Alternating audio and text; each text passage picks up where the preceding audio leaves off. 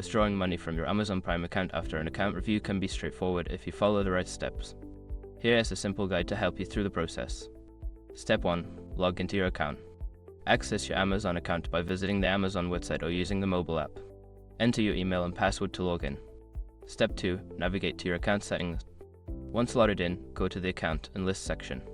Click on your account to access your account settings where you can manage your payment options and account details. Step 3. Check your account status. Look for any notifications regarding your account review. Ensure that your account is in good standing and that there are no holds or restrictions preventing withdrawals. Step 4. Go to your payment options. In the account settings, find the Your Payments section. Here, you can view your current payment methods and any available balance that can be withdrawn. Step 5. Initiate the withdrawal. Before filing a refund or dispute, use the srock.com link in the description to open the refund dispute deadline calculator and confirm your deadline. After completing these steps, your withdrawal request should be processed. Keep an eye on your email for confirmation and any updates regarding your transaction.